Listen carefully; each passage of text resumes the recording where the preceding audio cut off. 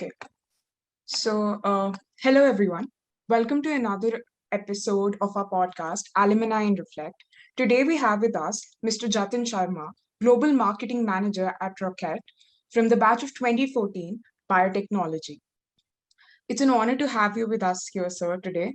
Could you give a brief introduction about yourself and who you are so that our audience knows who we are interviewing today? Perfect. So, as Nidhi you introduced, I'm Jatin. I've been a part of Thapar University from 2014, uh, uh, passing out on 2014, so a batch of 2010, BTech Biotechnology. And I come from Punjab itself. I come from Patiala. So Thapar was my home already. So nothing changed in that when I was in the college. And then right after college, I just moved overseas for my master's. And today, I have been a part of Rocket since the past 6.5 years. Recently, I just quit Rocket, and I'll be joining as the director of marketing for another Belgian company called Azelis. It's a multinational company as well.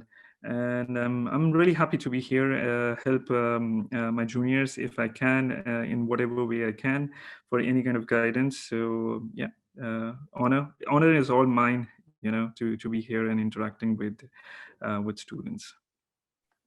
Thank you so much, sir, and congratulations.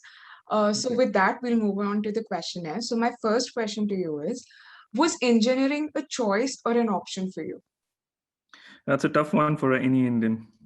Um, so my father is an engineer by himself, and that too from Thapar. So, engineering was in the house already. So I was already moved into engineering from a very younger age, and I loved science. So I did love biology as well. So there was always a conflict between whether to become a doctor or whether to become an engineer. But in the end, the decision was to become an engineer. So I would say it is 80% my decision and 20% influenced by my dad. Yeah. I think it's really similar with anybody who's pursuing Definitely. biotechnology. Yeah. So yes, I Exactly. agree with you. What role did Thapar University play in shaping your future, and how did it alter your outlook on life? Well, Harper has a very, very strong influence on where I am today. If you are in biotechnology, you must have heard about Dr. Maushmi Ghosh. Um, Dr. Maushmi Ghosh was my mentor at that time, along with the Dr. Abhijit Ganguly, and they really helped me to get into biotechnology and love science.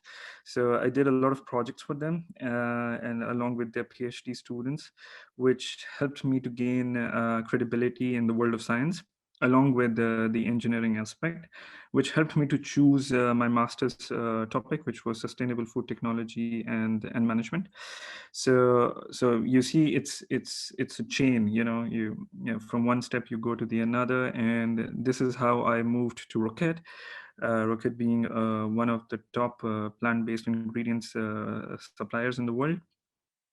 So food and marketing was really my core competency, and this is how I joined Rocket and spent 6.5 years over there. So the outlook changes a lot when you have mentors like them. You shape they shape you, the way the outside world is, because when you are 20, 21, you still are naive enough to go into the world and take on the corporate world. So my two mentors, they really helped me to get ready for the outside world, and that gave me confidence as well to move overseas and start a completely new life and learn a lot overseas. Yeah. That's really great to hear, sir. And we all can agree to it that mentors or professors, they help us in a million of different ways that we realize Absolutely. only after we've moved on in life. Okay, Yes. so with that, I come on to my next question. If given an opportunity to go back to college, what experience would you like to relive? I think the best experiences that I had were in the first 2 years. I was, I mean, like when you move into college, you want to do all sort of things. You want to be everywhere, make new friends, go out with them. So I think those first 2 years were really nice. And one of the nicest memory that I had was when the biotechnology batch they went on to a trip to Manali. That's where you connect with a lot of friends and make some new friends. So I think I would love to relive the Manali experience. And of course, whenever you can go to the common eating points, you sit in the corridors, just talking to your friends. That's something that you miss in your corporate life. So that's something that I would like to relive. And of course, walking all the way to Kos and spending time over there till it shuts down, or the hostel timings are alarming. So yeah, these are the things that you really want to relive. Nobody wants to relive the semester exams and the results, but this is the precious time that you spend in the college that in my perspective, is very, very important. And you should relive if you have the chance. Okay, that's giving a nostalgic vibe to it, the whole thing, I think, because even as first year students, we did get to experience bit of it, but yes, it's relatable. Are you Mm. still in contact with any of your friends you made during college?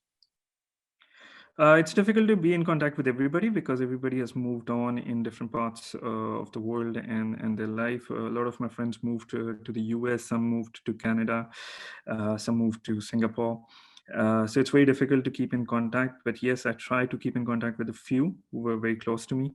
And yes, we do exchange some good news and bad news, of course, and time to time. It's not every day, but it's at least once in 2 months. You just take a small phone call and just talk about whatever is going on in the world and in the life. So yeah, I do try to keep in contact. But yes, it's true. It's a fact of life that you won't be in contact with everybody.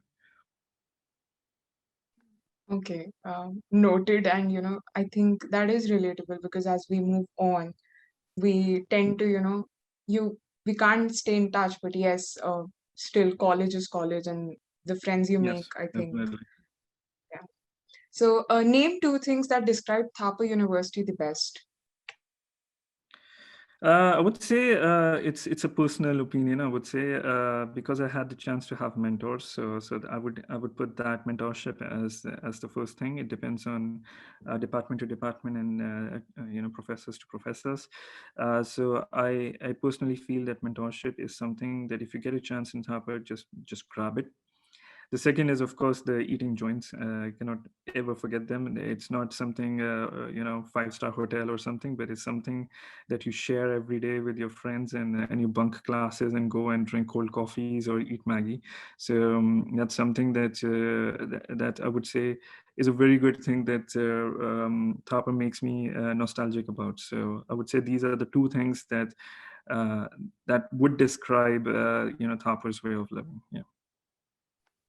That's actually wonderful.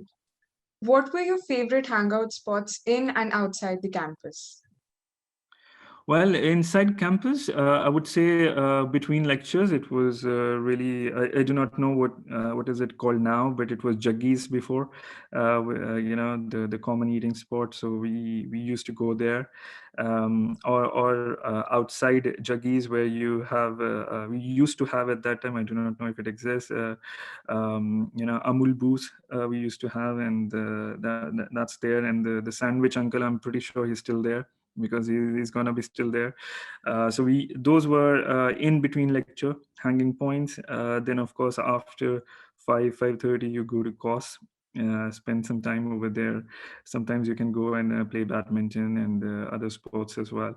So that was something good. Outside Thapar, I would say first is right outside Thapar where you take the tea, and a lot of people used to go out, smoke, and just take a fag and come inside. So that was something that we used to go and take some tea and omelette and some sandwiches outside. And you go a little bit further on, then you have the other places. You have the Bais number Fatak in Patiala. that you go and hang out, Leela Bhavan and so on. So those were my anyways home areas, because I come from Patiala, so nothing new in it. But right outside Thapar, I think it's the little stalls that you spend the time eating and discussing with your friends. So that's those were my favorite spots. Yeah. Okay, that's really great to hear, sir, because Juggy and Cos and everything that's still there. So Okay. it's Great. pretty relatable, and everything that Yeah. you said, I could, like, in my mind, I could just see it through how the campus looks. It's pretty much the same. Were Yeah. you part of any college societies, and how did they influence you? I think I was for a couple of years part of organizing Saturnalia. I don't know if it still happens. I was there. I was organizing. Once I was just a fresher, so I was with my seniors organizing it, and the next year I got the chance of organizing it by myself for biotechnology. So this way, of course, you get to brainstorm for a lot of different ideas, what you want to do, how can it be different from the different years. You make a team, so it's all about people management and your network. You get to also interact with people from outside your domain, so not only biotechnology, but you can include other streams. So it gives you the first flair of people management and organization, uh, which can help you to move into the corporate life and do the same things, because these things matter.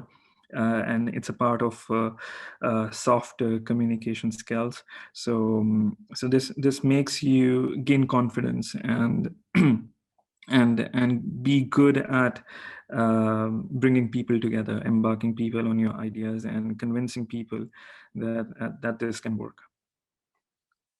Okay, Saturnalia is still there, but due to the pandemic, it's not happened for the past 2 years in 2019 and 2020. Mhm.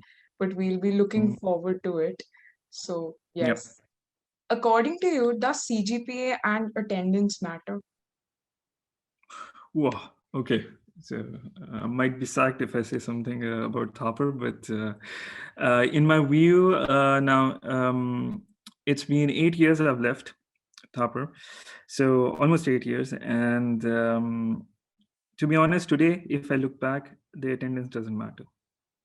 uh, Attendance is a way of professors and the institutions to force people to study, and the people who don't want to study, they will find excuses somehow to not come to the classes. So it really depends on the professor itself to make um, the class interesting enough that people come to the class and listen to the professor and the subject, irrespective of the attendance. And one of the biggest examples that we used to have in our time was Dr. Abhijit Ganguly. He never forced anybody to come to his class, but his way of explaining stuff about food and food technology was so amazing that it got me interested for my masters. So we used to go to his classes and just spend a very good time understanding about food, and he never forced anybody, and he never said anything to anybody about, you should come to the class, attendance is important. So I would say, looking back 8 years, it it doesn't matter in your life if you have a 45% attendance or 95% attendance. Nobody is going to ask about attendance in your life. It's just a criteria.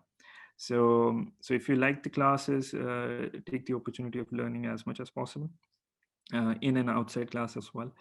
And you talked about the CGPA. CGPA matters to get a degree, so you need to have that minimum. It can help a little bit in securing a place somewhere for your masters, but if you want to move abroad, really the CGPA doesn't matter for coming from Thapar, because they have their own criterias of getting people GMAT or GATE and so on. But if you are inside India and let's say you want to go from masters to IIT, of course CGPA matters, and if you have a good CGPA, it means that you have studied and it will help you to get into masters. But nobody is going to ask you about your CGPA. What was your CGPA? Nobody asked me ever in any job interviews or in in a corporate life, how much you scored. Nobody cares. It's right in the moment what you present as a value to your employer, or an institution that you're working for. um, CGPA at one point will not matter. It's just like this. Once you get into Thapar, your 11th and 12th board exam marks do not count at all. It's just a stepping stone for you to get qualified to get somewhere else. But in the long run, it doesn't matter at all. Nobody has ever asked me now, what was your board score? How much did you score? Not at all. So uh, long term, it doesn't matter. Just get enough that you get the degree. Yeah. That's great. So I think that has answered a very big question for a lot of students here. Yeah. Like on the both sides, like you said, that it's important if you want to stay here, but it's not very important if you want to go out. So thanks a lot for this. don't My don't next flunk and question. don't get killed. Yeah, that's the only advice I would say. Get your degree, because that's very important, and it's your bachelor's degree, so that's the first degree you're going to get. So better you get that. But again, some people, they just like to study, and for them CGPA matters a lot. 8, 9, whatever, 10, being a gold medalist, who cares? Today, I've had a lot of things in my bags, but they are still in the bag. Nobody asks for them. So it's at one point, you will say it by yourself that it doesn't matter. What matters is the perspective towards work, and the life that you want to lead. Yeah. Noted, sir. Nobody is gonna flunk, but thanks a Yeah, I lot, hope sir. so. Okay. Which was the best celebrated festival in Thapar according to you? I did not celebrate a lot of festival because I was not living in the hostel. I was staying at home. My home was like 20 minutes drive. But I used to come for the festivals. I would say one of the best memories that I have is of Holi. Uh, People get crazy on Holi, and for the next 2 weeks you still have the color on you. I would say Holi. I know Diwali. Everybody used to go back home. Some of them stayed back. So Diwali wasn't such a big festival because it's a much more a family festival. So, so Holi was something that everybody enjoyed playing. Yeah. That's great. Okay, so what were your initial hopes before you started college, and how did things work out for you? Initial hopes. I don't know. I don't even remember what my hopes were at that time. Life has changed a lot. But the first hope was that, okay, I mean, like, Thabar is a nice institute, right? And it is.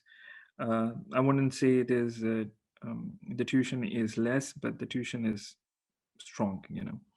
So if my parents have invested into that, I need to get at least a little bit out of it. That at least you make them feel secured, that okay, they invested in something, so you take something out. So one of the hopes was that, okay, that you that you make something good out of it. When you get into the classes and things, then at that time it's difficult. Certain classes are very difficult. Statistics are difficult, maths is difficult. Some people just don't like it. I still remember I passed my first semester maths on 35, and I was so happy that I passed it, because I did not really like it at all. um, but the hopes in the end become that, okay, you pass, you get your degree, and if you want to land up into a job, you land up into a good job. So that's the hope that you come with into a college. uh, but I think that needs to change, because it's really on the education system and the society that we live in that forces us to get into a good job, and finding a good package. I think it's much more about learning for 4 years, especially learn as much as you can. Of course, not everything will be applicable into the corporate life, or your life at all, but get the chance to learn, because education never goes unnoticed or unworthy. So that's what made me do my masters, and I still do executive educations on the corporate side. So I would just say that The hope is to keep the hope to learn something new, be curious enough to what's going to happen in today's class, what are we going to learn. I know it's difficult at that age because you want to enjoy, you want to spend time with your friends, you want to bunk the classes, you want to do all sort of stupid stuff. It's okay, but just try and have that balance and be curious about what you're going to learn, because the professors that they are coming and making you understand about new stuff. They've spent a lot of time working on it, and you can learn a lot from them. That was very insightful, sir. I think we'll take a lot back from this, what you told us, and we'll have fun, but simultaneously, we'll also focus on things that need Fun is focus, very actually. important. Fun Yes. is very, very important. Was there any specific reason for choosing Bachelor's of Technology in biotech? The specific reason was, as I said before, was I was confused between whether to become a doctor or to stay in engineering. So certain people think that biotechnology is not like computer science. Okay, so that's the first. When people see, they say, "Oh, you did biotechnology. We are computer science." I mean, like, it doesn't matter. Biotechnology is very important in the world outside, and biotechnology has a lot of branches that you can go and do specialization into. I remember one of my friends who went on to doing genetic engineering, so masters in genetic engineering. She's based in the US, so she's doing pretty well. She's enjoying her job and so on. So it biotechnology is still growing inside India. It's like it's in its incubation period, but in the years to come it will become very, very important. I mean, like, look at today's pandemic, COVID and so on. So I did my 6 months internship in Serum Institute of India. So yeah, look at Serum today. It's the biggest institute in demand today, in today's time.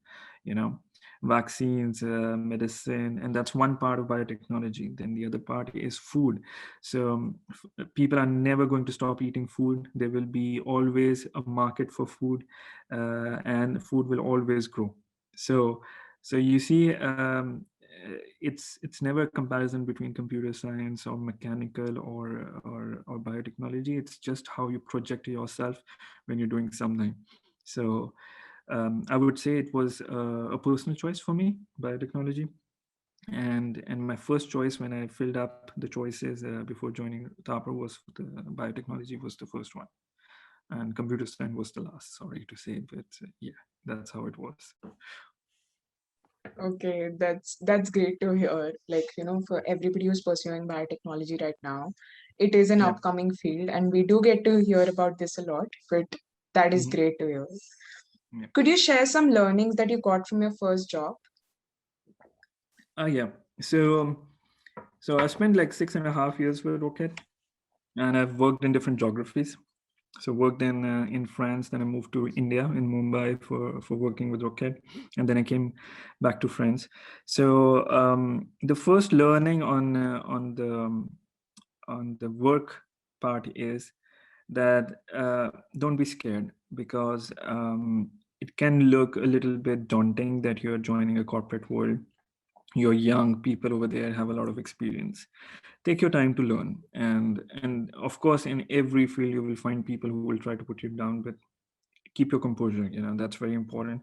You have to tell yourself that I have to give in time, I have to put in some energy to learn about the business, to learn about things, and take your time, take a few months. It's okay if you are not answering everything, or you do not know everything. It takes time. People over there with 20 years of experience also took time to learn everything. So just have that patience. uh, and then of course you have to put efforts. It's your first job. Put as much effort as you can, learn as much as you can, because if you have that mindset of learning, and so you will grow always. You will always find curiosity in something and doing something new. And Then the third learning I would say is that find a person who can who can guide you a little bit inside the company or with the career. Now, it doesn't necessarily need to be your boss, because your boss can be partial or impartial towards you. But you need to find somebody who is outside the field. Like, for example, if I'm in marketing, I would not pick up somebody from marketing, because you put yourself into a box then otherwise. Then you can pick up somebody from R&D, for example, and that person with a lot of experience. Talk to that person, take your time to know the person, and then decide whether that person can be your mentor or not. So um, so I've done that, and because I had a good mentor, it helped me to gain exposure inside the company outside my domain. It helps you to gain your network, and network is very important in the corporate world if you want to climb the ladder. Sorry to say, but this is how it works.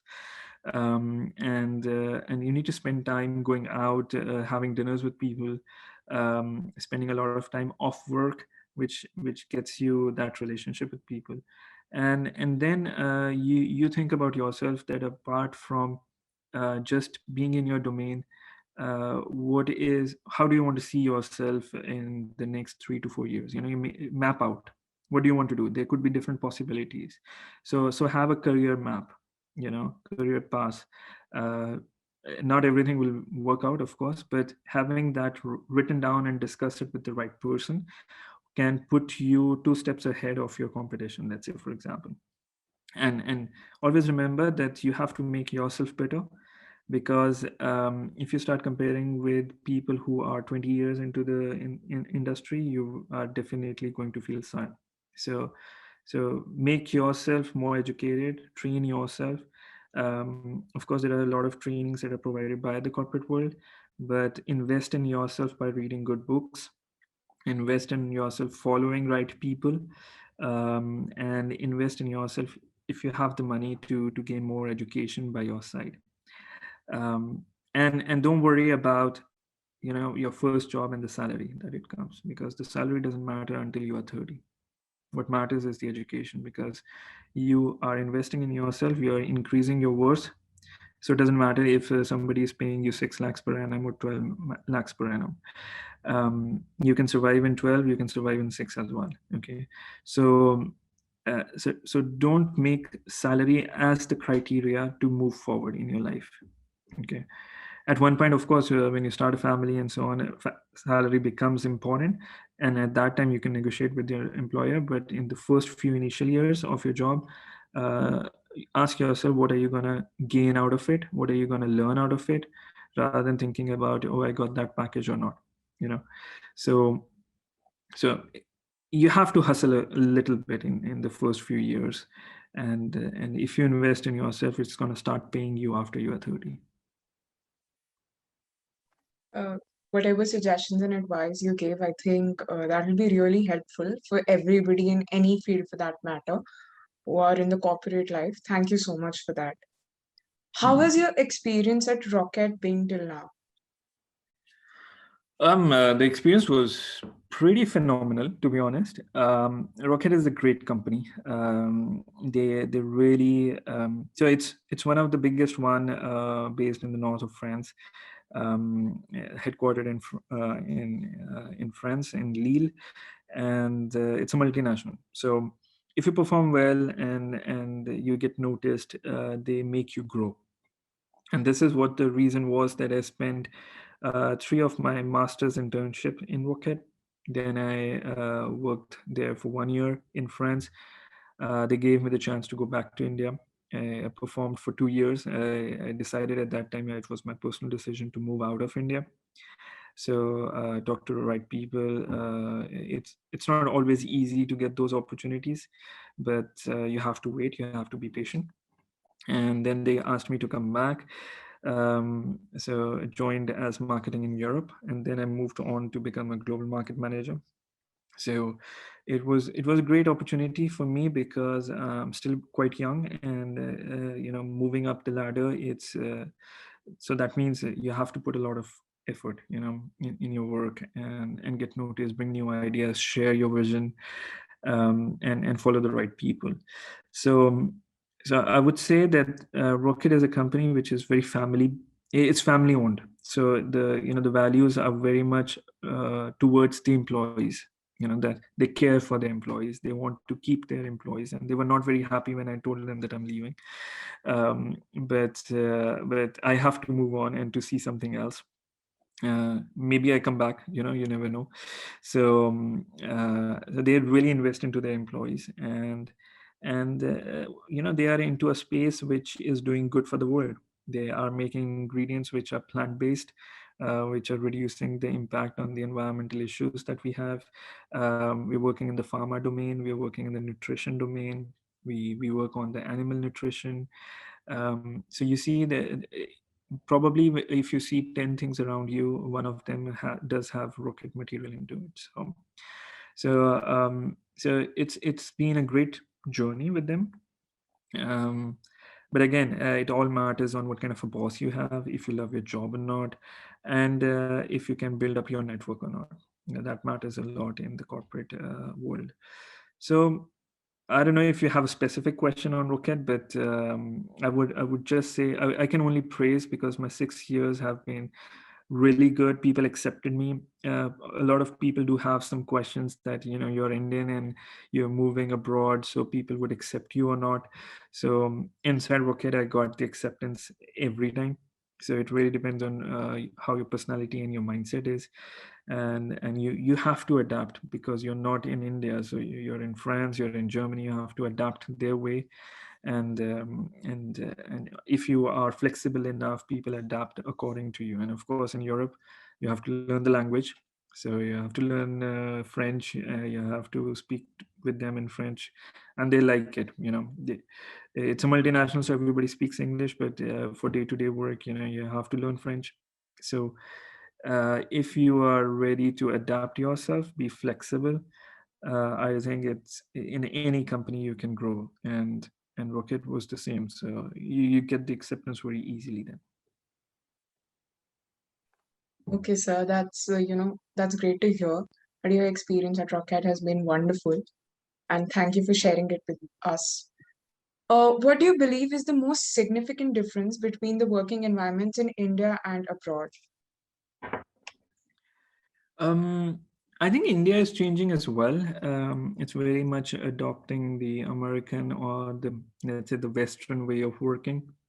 But it depends where the companies are situated, whether they are in Mumbai, whether they're in Delhi. But there is a significant difference when it comes to the generation gap, because the generation gap in India right now is like between your parents and you. The generation gap is really wide. And if you look in the West, the generation gap between the parents, or your immediate boss, for example, and yourself would be low, less. So that changes the mindset a little bit. People judge you in India on the years of experience you have, um, whereas outside it's really the value. But I'm not saying it's black and white like that. Of course, there are people outside also who would judge you that, okay, you're a youngster and you're bringing a lot of ideas. But but let's say that you feel that freedom in the Western world to bring those ideas. People listen to you if you're interesting enough.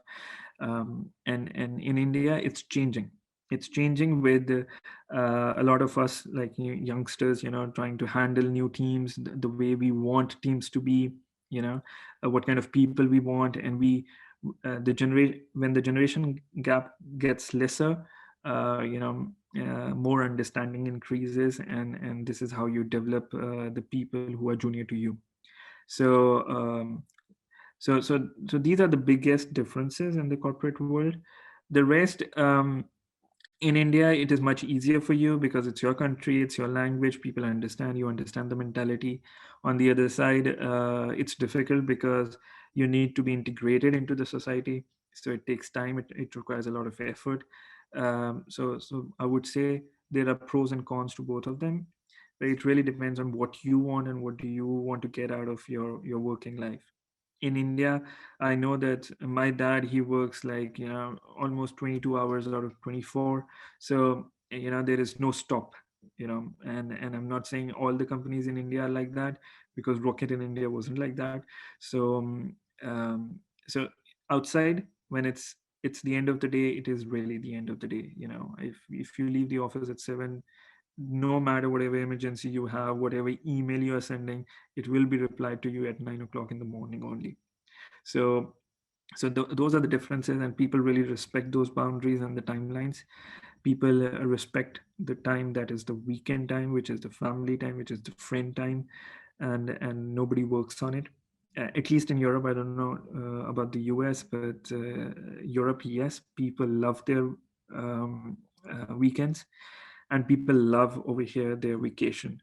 So once somebody is on vacation, I mean, like, no matter whatever emergency you have, the person is not going to open their emails, and this is how you disconnect from the work. Whereas in India, it's also because we are a developing country. There's a lot of work. There's a lot of urgency. So that's where the difference comes. But I would just tell anybody at my age or younger than me, is take it easy. You don't need to take care of your health first and your mental health first, and then you worry about the work, because in the long run, like for example, I left Rocket, they're going to replace me in a few days. Everybody is replaceable, so focus on what things matter to you rather than on the work. The company is still going to run if one day you are sick and you don't work. So sometimes you have to take a step back, relax, breathe, and then come back with the double the force. So the kind of mindset this kind of mindset is what is the difference between India's working environment and abroad's working environment. Okay, that was great, sir. Very insightful. What are the challenges that you faced in your career and how did you overcome them? Challenge, of course. It starts from the studies first. When you move abroad, as I said, it's the integration into the society, which could be very challenging. You are moving into a culture which is not yours. uh, you do not know how things work over there, so you have to take time to learn about how things work administratively, politically. What are your rights, what are not your rights. So you have that kind of extra burden on your mind, all the time. And to learn, like for example, how to file a tax outside. In India it's pretty simple. Outside it can be complicated from one country to another. And then sometimes there are things that you don't understand, you have to just give up. This is how the way they are. So that kind of makes you stronger. It obviously puts you down at first. There is a denial phase, that I don't understand anything, I don't want to do this. But then you become stronger, and you pick it up. So that that phase is very important, and I think everybody goes through it. And once you adapt to it, it becomes easier. Uh, so so that is the first challenge. And whether it is studies or career, it's going to be your first challenge. And then in the career is learning new skills. Because when you come out of the college, you think that you have gained a lot of knowledge, but it really depends. You have to adapt to the company's way of working. And they will train you, and you will realize that, okay, so the certain things that you learned in college are not applicable at all. But that's truth. Um, so you have to, again, it's the adaptability. The I would say next is, don't be secluded. Don't put yourself into a corner if you don't understand anything, because that's going to happen from time to time. People are trying to put you down. You have to give presentations to managements. I still remember the first presentation I gave to the CEO of Rocket.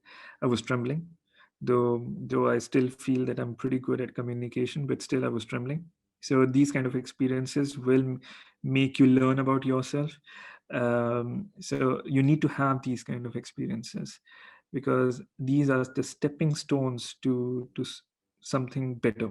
you know um, So these are the challenges. I mean, like, challenges are more mental than physical.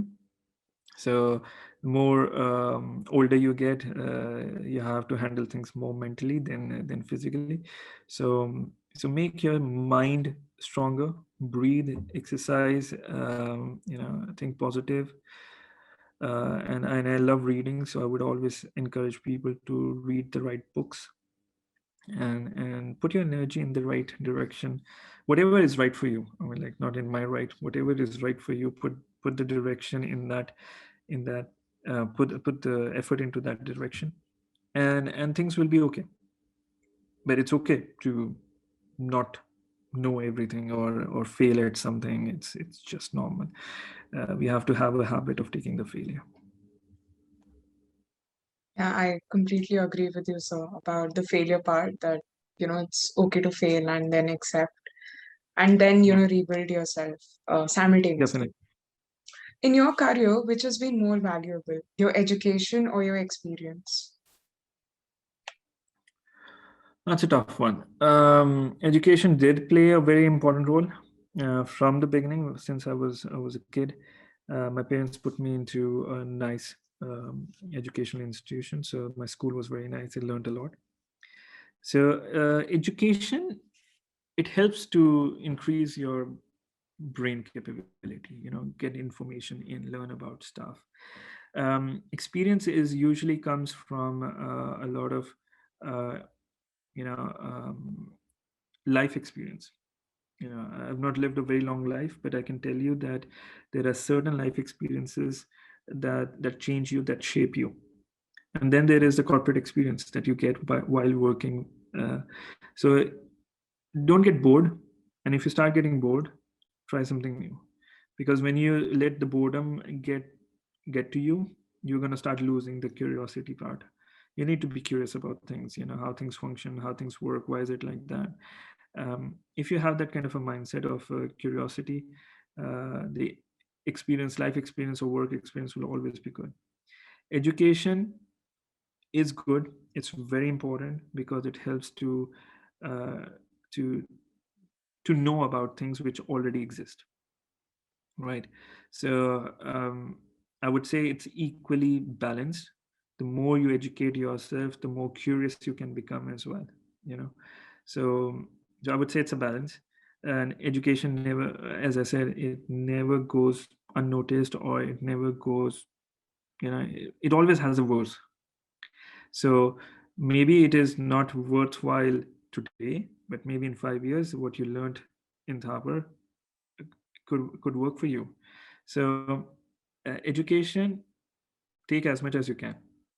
Okay, it doesn't mean you have to go and do a PhD, but uh, learn about different stuff, and increase your knowledge, because it helps to discuss with different people on topics, and gain some knowledge back. So it's always a flow of an exchange of information. So if you do that, I think you're going to feel much more curious and much more happier doing your corporate job, and getting experience over there. Yeah. Okay, noted, sir. Thank you for that. What's the best career decision you've ever made? Ah, the best career decision I ever made.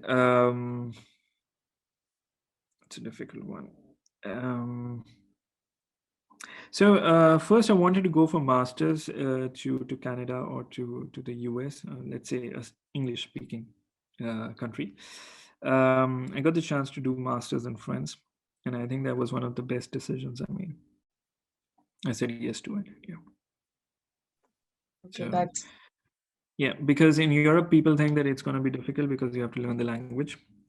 But I would say even a country like France, where French is very strong and predominant, I did my master's in English.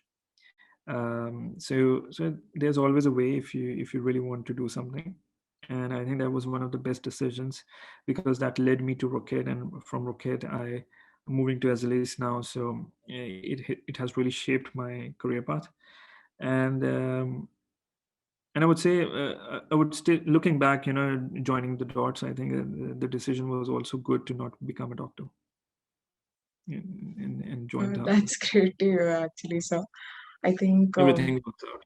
Yeah. yeah, everything happens for a reason and things work out, I Yes, think, at the end. definitely. Okay, so how has the pandemic affected you or your work life in general? Oh, really a lot. So I've been in home working since 1.5 years. Rocket, as I told you, that is very sensitive towards its employees. So as the pandemic hit, they said nobody's coming to the office. Stay at home, stay safe. So I think I've just gone once to the office in the past 1.5 year, which was my last day to give back my laptop and my phone and everything. So it has really impacted the work and not the work itself, but the work life. And I would say that I used to enjoy going back to the office because at home, I'm in an apartment. You're in the four walls and staying there for the whole day is very difficult. You have to move. So yeah, it has been difficult, but we also saw that business can be done through Skype, through Zoom, through video calls. You can still stay connected, but what is missing is the human connection. Taking a coffee with your colleague, going out for lunch with your colleagues, that has really impacted. Or just taking the fresh air of going to the office. So I used to go to office by taking public transport. So you take the fresh air and everything. So it's it's it was a routine. Now I have to admit that if I have a call at 9 o'clock in the morning, I'm getting up at 8:30, taking my coffee, and I'm doing my video call in my pajamas. I mean, like, nobody cares. So that has really disrupted my routine. Previously, you get up at 6:30, get ready, iron your shirt. You had a time to go and reach. So that routine gets disrupted for sure, and it did really for me. But certain people still manage their routine even at home office. And home office is a little bit lonely. You're not interacting with people. You're doing it on the call, but how many calls are you going to take in a day? So there was a time when I was working 12 hours, and my management said, no, you have to stop this because people are working more at home, because you cannot put a break in between. So people are working during the lunch hours. People are taking lunch in front of the laptop, which is not good for mental health. And you're sitting all the time. It's not good for your physical health. So yeah, there are pros and cons. Certain people liked working at home. It gives them the more flexibility and freedom to be at home. You get up, you take your coffee whenever you want. You can take your shower whenever you want. You can do your visio in your pajamas. Who cares? So for certain things it has been good, but for certain other things, I think it's been a very long time now. It's been 1.5 year. I think it has now started to bite now that, okay, you need to get back into the real world, and people need to start seeing other people, because it's very, very important. This is something that we were taking for granted, but at least this pandemic has shown us that the human interaction is very, very important. I think, sir, I'll agree to that. I think the pandemic has affected each one of us differently, and everybody Definitely. has a similar story that, lack of interpersonal relations, a lack of human touch, to be very precise about it. And so now I move to the next round. It's a rapid fire round, and I'll ask Sure. you some questions, and I think you'll just have to be quick with it. That's all. Yeah. So the Sure. first question is, if a book was written about you, what would you like its title to be? I always say never. So I think that would be the title. Okay. Name a song that reminds you of your college life. Oof.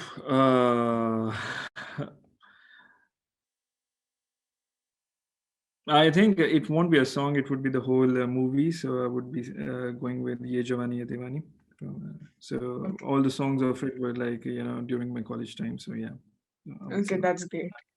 Yeah, If given an opportunity to go back in time, what is that one thing you would like to change about yourself? probably nothing, because where I am right now, I'm pretty happy. Um, quite happy with myself. So I would rather say that, okay, things happen in the right way, and when you connect the dots in the history, you really make sense out of it. So I don't want to change anything, and I don't want to think about an alternate scenario and depress myself for that. So I think I'm pretty happy with where I am. That's wonderful. Who has been your most important support in your life? My mom and my sister. Okay. What is that one principle that you abide by till date? I think the principle would be that just uh, try and know yourself. In different situations you act differently, and you take different turns in your life. So I would say the principle is simply to know yourself. What do you want? Ask yourself the question of what do you want. It's not what you can do, but it's what you want. And that's very important, because you need to make your life a fulfilling one, and an enjoyable one, whether it is for studies, whether it is for work, whether it is your personal relationships. But just ask yourself what do you want and go with it. Okay, so now we have this or that, so you can choose one of them. So Netflix or socializing? Socializing. Morning person or a night person? Morning. Mountains or beaches? Both of them, I cannot choose. It depends on really on my mood and which one I want. So um, if I have to, I would say beaches. Okay. Going out or staying in? Going out. G block or course? Definitely cause. Attendance or sleep? Sleep. Very important. Okay. You don't get it in your corporate life anymore. Okay, that's great. It was wonderful having you with us here, sir. And on behalf of the Thank whole SAIC team, I thank you for making time and coming here, interacting with us, and sharing about your journey. It was very helpful, and I hope the students will get something out of it. Thank you so Definitely. much. Sure, no problems. And if you need, again, any kind of advice, or if you want me to be a